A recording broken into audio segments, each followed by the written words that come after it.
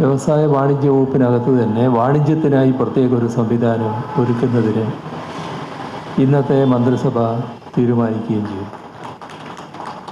അതിന് അവർ പ്രതീക്ഷിക്കുന്ന പോലുള്ള വകുപ്പിലേക്ക് നീങ്ങുക എന്നുള്ളതാണ് ഉദ്ദേശിക്കുന്നത്. ഇത്തരത്തിൽ കാലത്തിൻ്റെ മാറ്റമനുസരിച്ച് നിരവധി വകുപ്പുകൾ വർദ്ധിച്ചിട്ടുണ്ട് എന്ന് കാണാൻ നമുക്ക് കഴിയും. നമ്മുടെ കേരളത്തിൽ റവന്യൂ വകുപ്പിൻ്റെ പ്രവർത്തനം വലിയ തോതിൽ മികവാർന്ന തോതിൽ ഉയർത്താനുള്ള ശ്രമമാണ് ഈ കഴിഞ്ഞ വർഷങ്ങളിൽ നമ്മുടെ നാട്ടിലുണ്ടായിട്ടുള്ളത്. നാം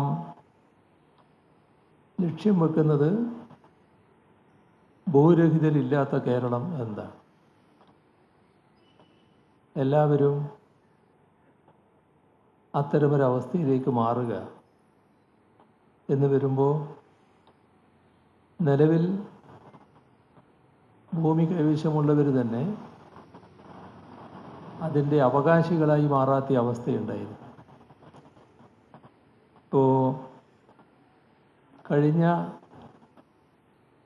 LDF സർക്കാർ 2016 മുതൽ 21 വരെയുള്ള കാലയളവിൽ 1,77,011 പട്ടയങ്ങൾ വിതരണം ചെയ്യുകയുണ്ടായി. അത്